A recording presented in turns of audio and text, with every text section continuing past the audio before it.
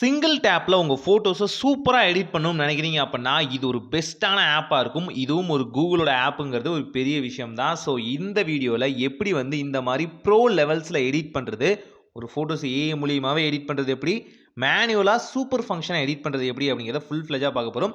Google ஃபோட்டோஸ்குள்ள தான் இந்த update இருக்கு. ரொம்ப சிம்பிளா பார்த்தீங்கன்னா, ஒரு ஃபோட்டோ சூஸ் பண்ணிட்டு எடிட் அப்படிங்கிற ஆப்ஷன கிளிக் பண்ணா போதும். மல்டிபிளான எடிட்டிங் ஆப்ஷன்ஸ் இப்போ வந்தாச்சு.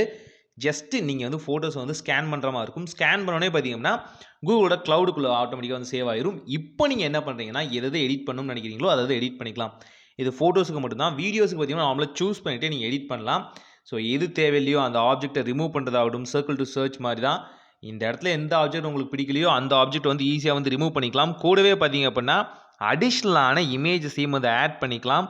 உங்க இமேஜஸ் எந்த மாரி இருக்கணுமோ, அந்த மாரி அழகா வந்து ஃபங்ஷன் பண்ணி சேஞ்ச் பண்ணிரும். இது கூகுள் ஃபோட்டோஸ்குள்ள இருக்க நியூவான அப்டேட்.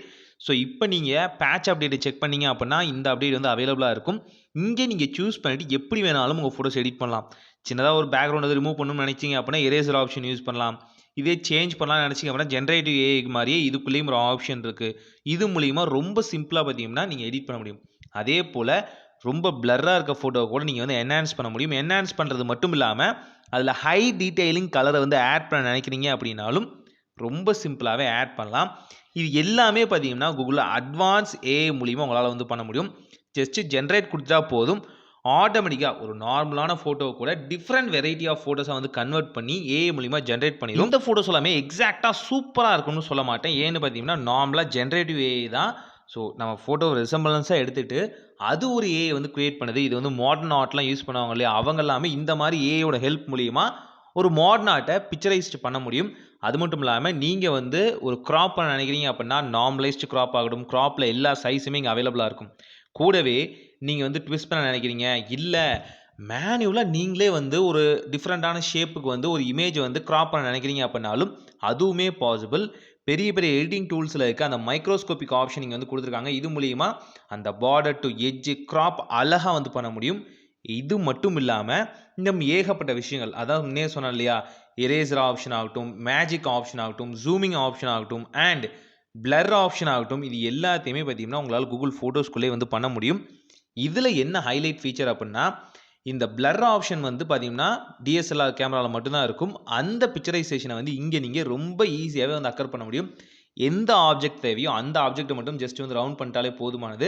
உங்களுக்கு அந்த ஆப்ஜெக்ட் இரேஸ் பண்றதாகட்டும், அந்த ஆப்ஜெக்ட்ட தனியா எடுத்து குடுத்துட்டு, பேக்கிரவுண்ட வந்து பார்த்தீங்கன்னா, பிளர் பண்றதாகட்டும், இந்த ஆப்ஷன் எல்லாமே பார்த்தீங்கன்னா, இதுக்குள்ள பாசிபிள். கூடவே அடிஷனலான கலர்ஸ வந்து இன்னும் வந்து திக்னெஸ்ஸா ஏத்த நினைக்கிறீங்க. ரொம்ப டல்லா இருக்கு ஃபோட்டோ. அடிஷனலா கலர்ஸ் ஏத்துனா இன்னும் கொஞ்சம் பிரைட்டனா, வைப்ரன்ட்டா இருக்கும்னு நினைச்சீங்க அப்படின்னாலும், அதையுமே சிம்பிளா பண்ண முடியும்.